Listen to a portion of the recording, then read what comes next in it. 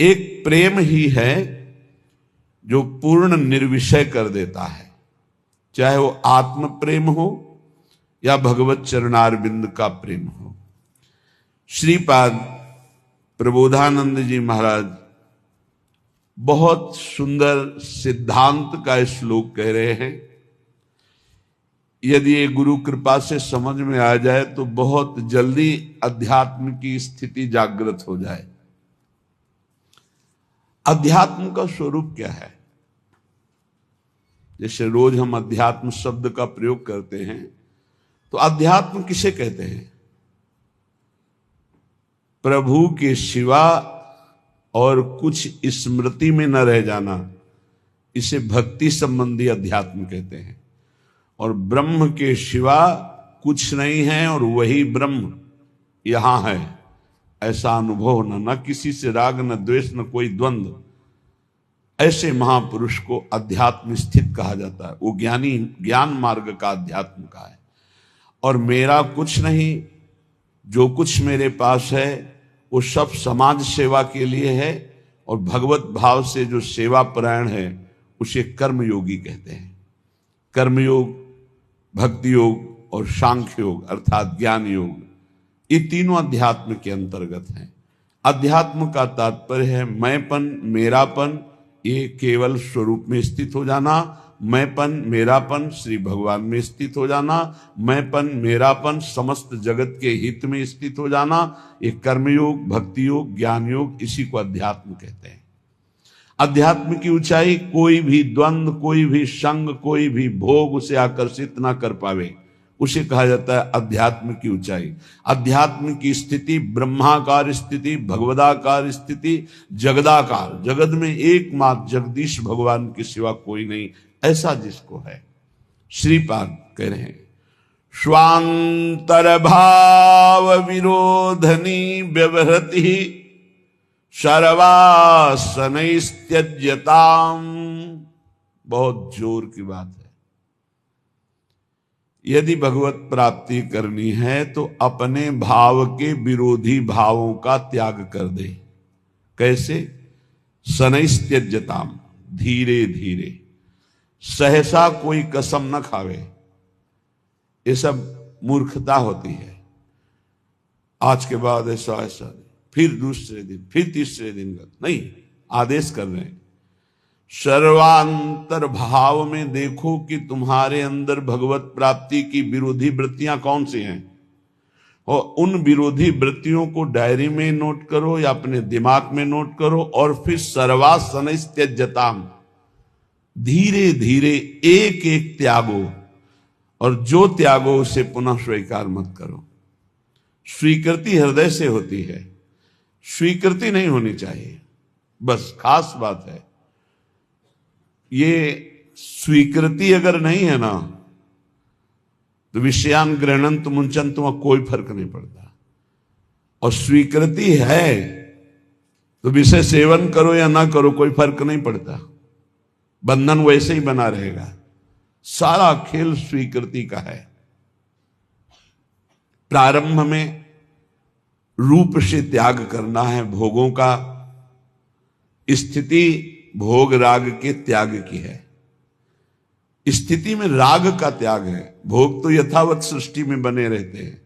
राग रहित होकर वो भोगों में विचरण करने वाला महापुरुष भी किंचित मात्र नहीं बंधन को प्राप्त होता, पर वो एक स्थिति है जहां सब भगवत स्वरूप है। प्रारंभ में स्वांतर भाव विरोधनी, जो अंतर में भाव, जैसे हमारा अंतर भाव है सहचरी भाव, हम वृंदावन नित्य विहार रस के उपासकों का प्रिया, जो हमारी प्रिय स्वामिनी, प्रिय सखी, हम उनकी सखी, हम उनकी नित्य दासी। ये जो हमारा स्वरूप है, ये न स्त्री है न पुरुष है किसी का भी। ये स्त्री पुरुष भाव ही मायाकृत है, और ये भक्तिकृत भाव है। और कोई भाव न करे, समस्त भावों से ऊपर उठ जाए तो जीवन मुक्त हो जाए, वो मोक्ष पदवी प्राप्त कर ले। इसीलिए भावोत्सवेन भजताम के जो महापुरुष हैं वो कैवल्य विभेद, वो भय लगता है, नहीं मोक्ष नहीं चाहिए। उसे पिशाच ने कहा जिससे प्रिया जो छूट जाए, मुझे ऐसा मोक्ष नहीं चाहिए। आत्मस्वरूप का कोई भी रूप नहीं है, उसका भाव किया जाता है। जैसे सखा भाव, वही आत्मस्वरूप सखा भाव को प्राप्त हो गया। वात्सल्य भाव, गोपी भाव, सहचरी भाव, ये भाव भागवतिक है। इसलिए वो मुक्ति को प्राप्त ना करके परम भाव देह को प्राप्त करके अपने आराध्य देव के समीप अनंत काल तक के लिए जो ज्ञानी जन है वो ब्रह्म भाव में स्थित होते हैं, आत्मस्वरूप में। इससे उनका मोक्ष हो जाता है। मोक्ष का मतलब ब्रह्म में मिल गए, और भावदेह का मतलब अपने इष्ट के समीप रह करके परम सुख का रसास्वादन करना।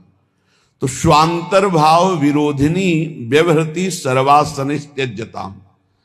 अब अंतर भाव विरोध में बहुत कुछ है। भोगों की आकर्षण वृत्ति से बच पाना, अभी आप सुन रहे थे भूरी सखी प्रार्थना कर रही, हम प्रार्थना से ही बच सकते हैं। ये आपको सच्ची बात कहते हैं, पूरे जीवन के अनुभव की बात कहते हैं कि गुरु कृपा से ही भोगाग्नि शांत होती है। जो भोगों के प्रति वैराग्य होता है, घृणा का भाव होता है, इसे अच्छे से समझ लीजिए, ये गुरु कृपा से होता है। ना भोगने से शांति मिलती है और ना त्यागने से ही पूर्ण शांति मिलती है। भूत के लड्डू हैं। त्याग शब्द पर ध्यान देना, हम वैराग्य या उपरति नहीं कह रहे। त्याग का अर्थ होता है परमार्थ में मैं चल रहा हूं, मुझे नहीं भोगना, पर उसमें सुख बुद्धि है तो अशांत रहता है। तन त्यागे और मन गही रहे, दोनों ही दुख होए। अब अगर भोगे तो ये भूत के लड्डू है नहीं, उसमें सुख है नहीं। बार बार बार बार भोगते हुए पूरा जीवन चला जाता है। वो कामाग्नि और प्रज्वलित होती रहती, वासना और प्रज्वलित होती रहती। अगर कहीं वो भगवत मार्ग में गुरु का वर्ण करके चलने की कोशिश करे तो ये आकर बाधा खड़े कर देते हैं। विद्या, रूप, महत्व, कुल, धन, यौवन, अभिमान, ये अंतर्भाव विरोधिनी, ये स्वरूप देह नहीं प्राप्त होने देते। विद्या का अहंकार, श्री बिहारी देव जी कह रहे, पांडे पढ़ी पढ़ाए बक बहके, बड़े ऊंचे महापुरुष हैं। कह रहे पांडित्य किसे कहते हैं उसे समझो। भगवान ने गीता जी में पंडित किसे कहा है। हम लोग पंडित को जाति पक्ष में ले लेते हैं कि पंडित कौन बोले हो, पंडित जी, दुबे जी, तिवारी जी, मिश्रा जी, वो पंडित जी। और भगवान पंडित किसे कह रहे हैं? कह रहे विद्या विनय संपन्ने ब्राह्मणे गविहस्तनी स्वने स्वपाके च पंडिता समदर्शिनः। पंडित कौन? बोले जो समदर्शी है, जो विद्या विनय संपन्न ब्राह्मण में, गाय में, कुत्ता में, चांडाल में, हाथी में एक ही परमात्मा को देखता है, वो समदर्शी है, वही पंडित है। पंडित कौन? जो समदर्शी है। बोले यहां पढ़ पढ़ के बक बक करके अपने को मान रहे हैं, ये अंतर्भाव विरोधिनी बात की समझना है। परमारथ सपने नहीं सूझो, स्वार्थ ही को सह के पाणे, पढ़ी पढ़ाई बकी बहके। विद्या का जो अभिमान है इस स्वरूप बोध नहीं होने देता। नायमात्मा प्रवचनेन लभ्या न मेधया न बहुना श्रुतेन। बहुत बुद्धिमान, बहुत विद्वान, बहुत श्रवण और कथन करने वाला, पर अहंकार है, इसलिए ना भक्ति उत्पन्न हो पाएगी और न ज्ञान प्रकट हो पाएगा। विद्या का अभिमान हो जाना बहुत खतरे पे पड़ जाना है। बोले परमार्थ को तो स्वप्न में नहीं जान पाएगा क्योंकि अहम है, और अपनी विद्या का प्रयोग स्वार्थ के लिए करने लगा, स्वार्थ के लिए। ये अंतर्भाव विरोधिनी वृत्ति है भागवती। विद्या का तात्पर्य है विवेक उत्पन्न हो जाना। विवेक का फल है संसार से राग त्याग कर स्वरूप बोध हो जाना या भगवान में अनुराग हो जाना, प्रिया प्रीतम के नाम रूप लीला धाम में आसक्ति हो जाना। यह है विद्वता का फल।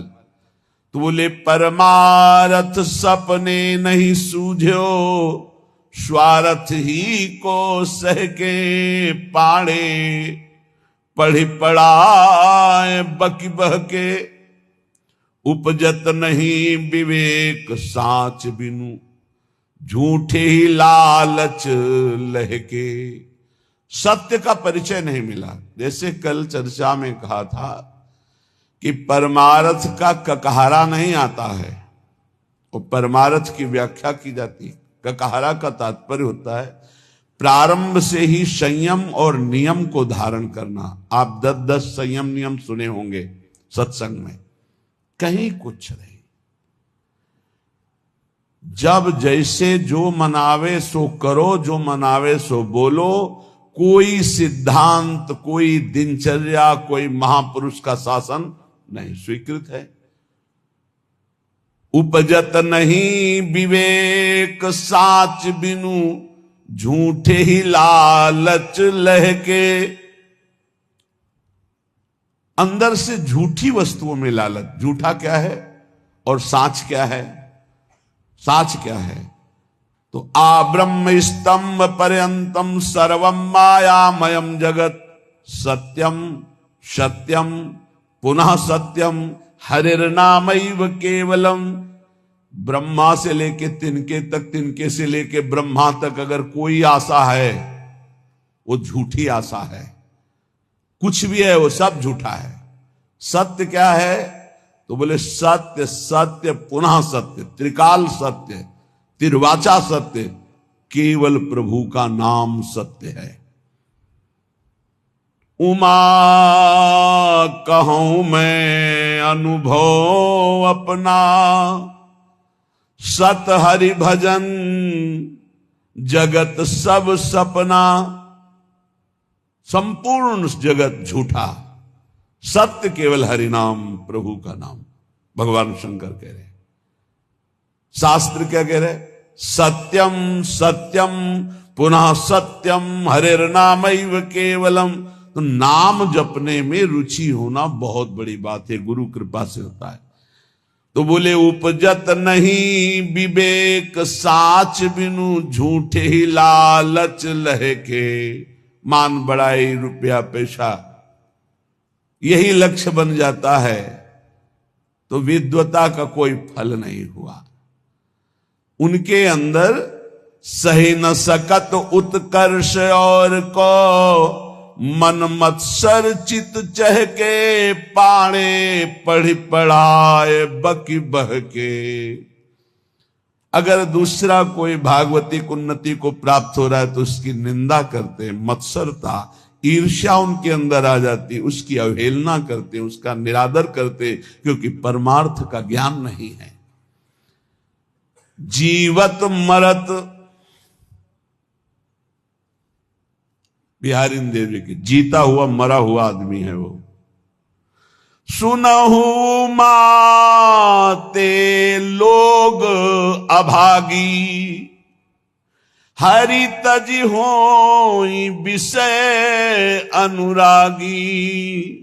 उमा, वो लोग बड़े अभागी हैं जो भगवान के नाम के सुमिरन को छोड़कर विषयों में मन को लगाते हैं, भजन विहीन जीवन व्यतीत करते हैं, बड़े अभागी हैं। तो बोले जीवत मरत, मरना क्या? बोले रहत संशय, क्योंकि वो संशयी है। संशयात्मा विनश्यति। संशय क्या? यश भगवान का गाते हैं, विश्वास रुपये में, भोगों में, संसार की मान प्रतिष्ठा में खास बात नहीं हुई। मन मेढक काली दह के, जैसे मेढक ने टर टर टर, उसका कोई अर्थ नहीं। बोले ऐसे ही शास्त्र का वर्णन हो रहा है, लेकिन उसके भाव को हृदय में धारण नहीं किया जा रहा। तो गए नियराय निघट बिनुवाय ज्यों बादर पीरी पह के। बादर है, वर्षा नहीं हो रही तो किस काम के। शास्त्र के बिल्कुल समीप पहुंच चुके हैं लेकिन उसके भाव को हृदय में नहीं धारण कर रहे। और अनके गुण दोष गणत सठ अपने गुण सुनि गह के। श्री बिहारी दास तिनको संग तजी जे तृष्णा डाइन डह के। ये भोगों की तृष्णा, तृष्णा किसे कहते हैं? भोगे हुए भोग को बार बार भोगने की इच्छा का नाम तृष्णा है। सुने हुए भोगों को भोगने की इच्छा का नाम कामना है। इस तरह की कामना और तृष्णा में जो फंसे हुए हैं, अपने को बहुत विद्या प्रवीण मानते हैं, दूसरों की निंदा करते हैं, अपने गुणों की अपने मुख से प्रशंसा करते हैं। श्री बिहारी दास जी कह रहे इनका संग त्याग देना चाहिए, क्योंकि इनके संग से भगवत रंग में बाधा पड़ जाएगी। स्वांतर भाव विरोधिनी, पहले तो काम क्रोध लोभ मोह मद मत्सर आदि के त्याग की बात। हम भगवत मार्ग में जब चलते हैं तो हमको ऐसे संग का भी त्याग करना है। श्री भगवत रसिक जी महाराज बहुत बड़े महापुरुष, बड़ी भावना से कह रहे हैं, इसे कड़वा ना समझा जाए। गुरुजनों के वचन बहुत मीठे होते हैं, वो नीम जैसे लगते हैं कड़वे, पर वो बहुत अंतर में जाकर के रोगों का नाश करते हैं, भव रोगों का। मन में आया कि चलो भगवान के मार्ग में चलते हैं, और हमने भेष धारण कर लिया। तो बोले वेशधारी हरि के उरसाले। भगवान के हृदय में दुख पैदा करने वाला कार्य करते हैं। भगवान के दास कहा कर भगवान का वेश धारण करके। वेशधारी हरि के उरसाले स्वांतर भाव विरोधनी व्यवृति। अपने अंतर्भाव के विरोधी भावों का त्याग करो। कौन से अंतर्भाव विरोधी है? तो अभी सुना कि विद्या बहुत है, बहुत शास्त्रों का ज्ञान है, लेकिन एक भी बात शास्त्र की अपने जीवन में नहीं उतारी। दूसरों की निंदा करते हो, अपने गुणों का वर्णन अपने मुख से करते हो, संसारिक लाभ रुपया पैसा सम्मान चाहते हो। बोले ऐसे लोगों का संग त्याग देना चाहिए भगवत प्रेम प्राप्ति के लिए। अब दूसरी बात, वेशधारी हरि के उरसाले। वेश भागवतिक है और भगवान को दुख पहुंचाते हैं। जो वेश बना करके लोभी दंभी कपटी नट से शिष्णोदर को पाले। ये वेशधारी हरि के उरसाले। लोभी, रुपये का लोभ है। दंभी, पाखंड नाटकबाजी दिखाकर लोगों को ठगने का भाव है। और कपटी, बड़े कपट हैं, अंदर से और कुछ बाहर से और कुछ। और नट जैसे विविध प्रकार की कलाएं दिखाकर लोगों को आकर्षित करके धन लेता है। ऐसे जो हैं वेश धारण की हुई है, पर दंभ करते हैं, लोभ करते हैं, कपट करते हैं, पाखंड करते हैं, नट सा नाटक दिखाकर लोगों को आकर्षित करते हैं। शिष्णोदर को पालें। शिष्ण कहते हैं जनेन्द्री को, उदर संबंधी रसेंद्री। बोले जो जिभ्या और काम भोग के गुलाम हैं वो भगवान को बहुत दुख देते हैं, क्योंकि भगवत पार्षद वेश धारण करके वो ऐसा करते हैं। गुरु भयो घर घर में डोले, नाम धनी को बेचे। परमारथ सपने नहीं जाने, पैसन ही को खींचे। देखो, सिद्ध पुरुष भगवत मार्ग के सिंह हैं। इनकी दहाड़ से काम क्रोध लोभ मोह मद का पोषण करने वाले हृदयों में भय पैदा हो जाएगा। नहीं संभल पाएंगे तो द्वेष पैदा हो जाएगा। ये महापुरुषों की वाणी है। ये तभी सुनाई जा सकती है जब हृदय में ये धारण की जाए, तभी सुनी जा सकती है जब हृदय में धारण करने की लालसा है। अन्यथा न सुनाई जा सकती है और न सुनी जा सकती है। तो बोले गुरु भयो घर घर में डोले, नाम धनी को बेचे। घर घर जाकर दीक्षा दे रहे हैं, किस लिए? जगत मंगल के लिए नहीं कि चलो अगर 10-20 बार भी नाम जप करेगा इसका मंगल हो जाएगा। ये गुरुजनों का भाव होता है। निरंतर भजन तो कोई बिरला ही, जिसके ऊपर अपार हरि की कृपा है, वही परम सुकृतवान, परम पवित्र अंतःकरण वाला निरंतर भजन का अभ्यास। अगर कुछ भी भजन करता है भाव कुभाव अनखा लसो, तो नाम जपत मंगल दिस दसो। इसलिए ले भैया कंठी बांध, 10-20 बार भी नाम जप करेगा तो तेरा मंगल हो जाएगा मेरे हरि का नाम। ऐसा भाव अलग चीज है, ध्यान रखना। गुरु भयो घर घर में डोले, नाम धनी का बेचे। परमार्थ सपने नहीं जाने, पैसन ही को खींचे। परमार्थ का स्वप्न में भी ज्ञान नहीं, केवल पैसा कमाने के लिए गुरु मंत्र देना, कंठी बांधना। बोले ऐसे ये वेशधारी हरि के उर्शाले, ऐसे वेशधारी भगवान को दुख देते हैं। ऐसे लोग कबहू का वक्ता हुए बन बैठे, कथा भागवत गावे। अर्थ अनर्थ कछु नहीं भासे, पैसन ही को धावे। कथा करने वालों को जानते हो क्या कहा गया है? भूरिदा जना तव कथामृतम तप्त जीवनम, कवि भीरीडितम कलमशापहम, श्रवण मंगलम श्री मुदाततम। परम मंगल करने वाले ये बड़े दानी हैं जो भगवान की चर्चा सुनाते हैं समाज को। कुटिशाह इनके चरणों में प्रणाम है। जो निष्काम भाव सबके हृदयों में भगवान का कृपा प्रसाद उदय हो, श्रवणेंद्री के द्वारा हमारे भगवान की चर्चा सुने और मोहमल पाप का नाश करके भगवत प्राप्ति के मार्ग में अग्रसर हो, इस भाव से जो भगवान की कथा सुनाते भूरिदा जना, वो बहुत बड़े दानी हैं। भगवत चर्चा सुनाने वाला बहुत बड़ा दानी है और उसे हम भगवान से भी अधिक सम्मान करते, क्योंकि वो मेरे प्यारे लाडले प्रीतम की चर्चा सुनाता है। जो प्रीतम की चर्चा सुनाता है, प्रीतम का अद्भुत नाम रूप लीला धाम का सुख प्रदान करता है, वो प्रीतम से भी बढ़कर हमें प्यारा है। एक तो ये, दूसरा ये कि अर्थ अनर्थ कछु नहीं जाने। उनको पता ही नहीं है कि इस श्लोक का वास्तविक अर्थ क्या है, खुद पता नहीं। कभी कभी ऐसे लोग वक्ता होकर के बन बैठते हैं, भगवान की कथा का अर्थ का अनर्थ करते रहते हैं।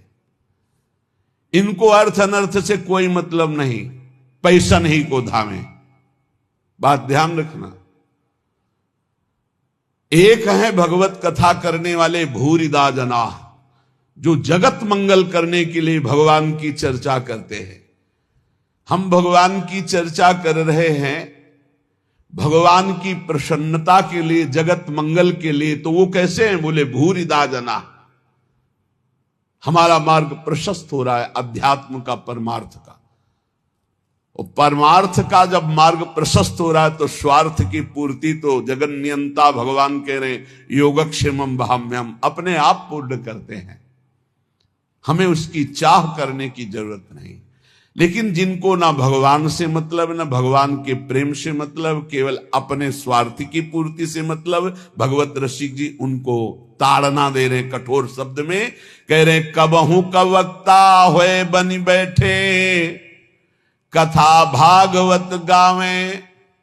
वो अर्थ अनर्थ कछु नहीं भासे, पैसन ही को धामे। कोई अर्थ से मतलब नहीं कि भागवत क्या कह रहे हैं, अनर्थकारी वचन, जो मन आवे सो बोले, केवल पैसा, केवल पैसा। तो बोले क्या हुआ? बोले वेशधारी हरि के उर्साले, ये भगवान के हृदय को दुख प्रदान करने वाले, ये चोट पहुंचाते, भगवान के दासत्व का स्वरूप धारण करके उल्टा मार्ग ग्रहण करना। बोले ऐसे लोग कभी कभी एक और लीला करते हैं, कबहू का हरि मंदिर को सेवें करें निरंतर वासा, भाव भगति को लेस न जाने पैसन ही की आशा। जो भगवान की सेवा करते हैं, एक एक सेवा का बहुत बड़ा महत्व है। पीछे जो रोज सत्संग सुनते हैं, काफी समय पहले चर्चा हुई थी कि जो प्रिया प्रीतम की सेवा करते हैं उनकी समानता पूरे विश्व की परिक्रमा करके अमुक अमुक यज्ञ, अमुक अमुक दान, ये 16वीं कला के बराबर नहीं।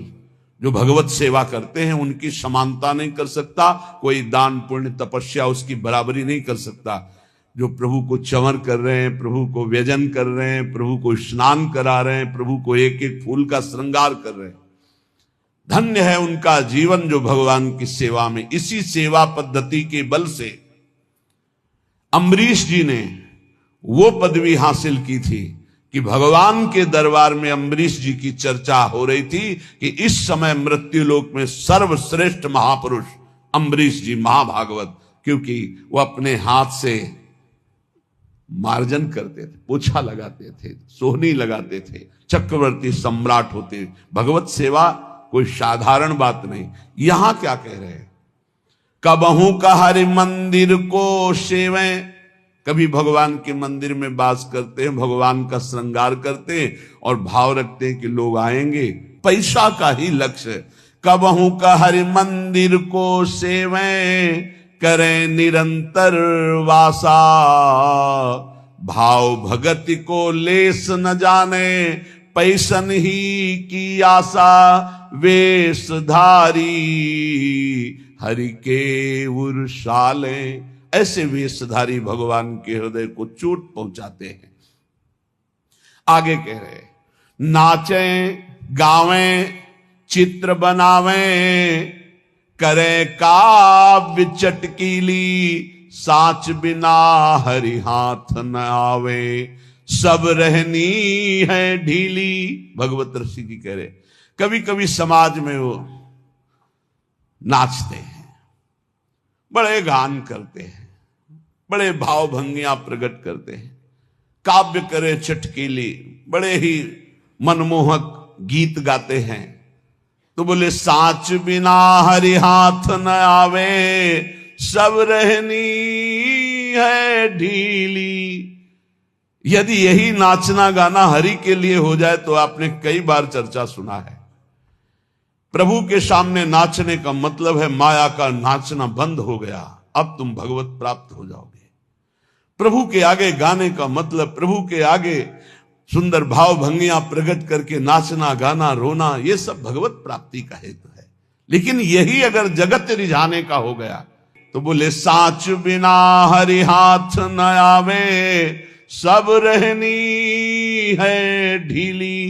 रहनी ढीली है, किसी महापुरुष के शासन में नहीं रहे, इसलिए कच्चाई सच्चाई से बहुत दूर हो गई है।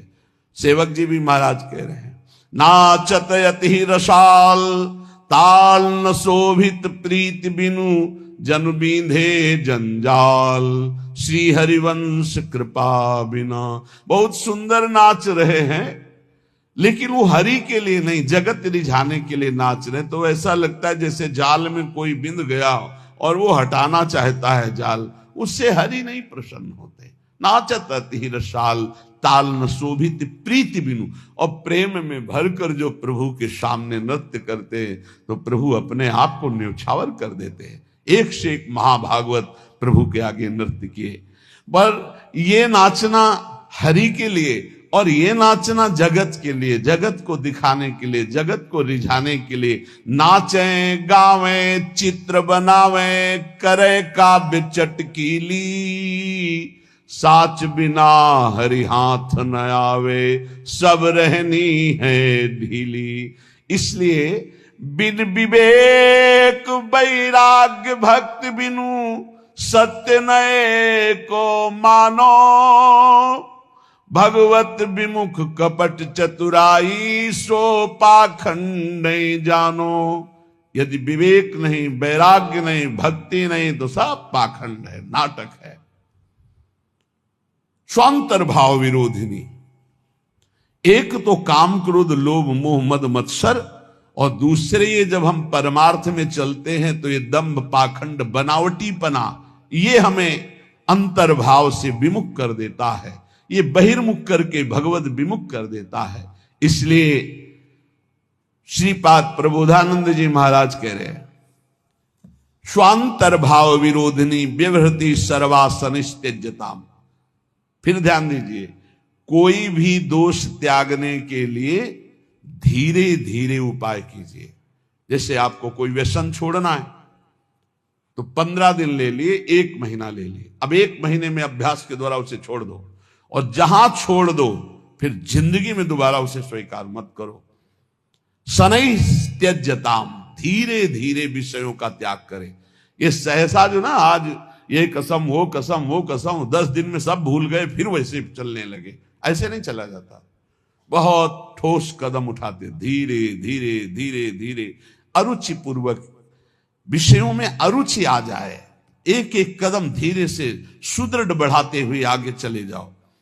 स्वांतश्चिंतित तत्वमेव सततम सर्वत्र संधीयताम, अंतर में जो हमारा चिंतनीय तत्व है, सी प्रिया प्रीतम जो, तो सततम सर्वत्र संधीयताम, जिधर देखो उधर उनको देखने की वृत्ति लाओ।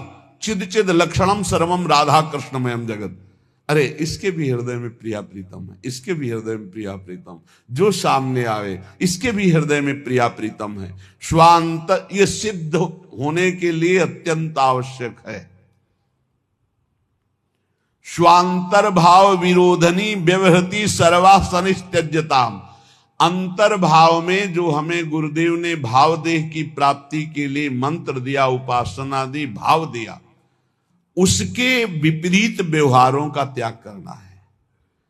हम बिके हुए हैं, हमारा स्वतंत्र जीवन नहीं है, हम इष्ट और गुरु के बिके हुए हैं। हमको वही व्यवहार करना है जो इष्ट गुरु की प्रसन्नता का हेतु हो। उसके विपरीत हमारे में जो जो दोष हैं, हम धीरे धीरे उनका त्याग कर रहे हैं, धीरे धीरे हम ऊपर उठते जा रहे हैं, ऐसी भावना से चले। और स्वांतश्चिंतित तत्वमेव सततम सर्वत्र संधीयताम, जो हमारा उपास्य देव है वो सब में विराजमान है, ऐसा भाव कीजिए। सिय राम मैं सब जग जानी, करो प्रणाम जोरी जुग पानी। गोस्वामी तुलसीदास जी, भगवान शंकर जी कह रहे, चिद चिद लक्षणम सर्वम राधा कृष्णमयम जगत, चेतन अचेतन सब में राधा कृष्ण विराजमान है। स्वांतश्चिंतित तत्व प्रिया प्रीतम, और सततम सर्वत्र संधीयताम, जहां भी दृष्टि जाए वहां अपने आराध्य देव के देखने का अभ्यास करे।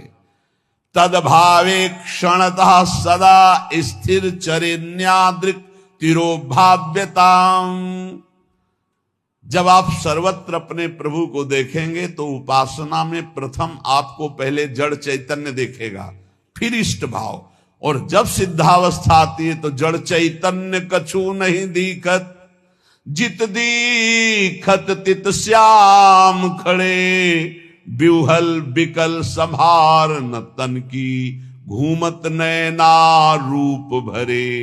जिधर देखता है अपना प्रीतम, न जड़ न चैतन्य। तो बोले तदभावे क्षणतः सदा स्थिर चरेन्यादृक् तिरोभाव्यता। अब तिरोभाव हो गया जड़ चैतन्य का, जिधर देखता है अपना इष्ट, ये सिद्ध पुरुष की स्थिति है। इसलिए वृंदारण्य विलासिनोर निषदिवा दास्योत्सवे स्थीयताम, रात दिन वृंदावन विलासी श्री श्यामा श्याम के दास्योत्सव में मगन रहो, उनकी सेवा सुख में मगन रहो, उनके सुमिरन में मगन रहो। ये गर्व करो कि हम श्री श्यामा श्याम के अनन्य हैं, हम श्री श्यामा श्याम के दास हैं, हम श्री श्यामा श्याम की दासी हैं। भाव देश में मगन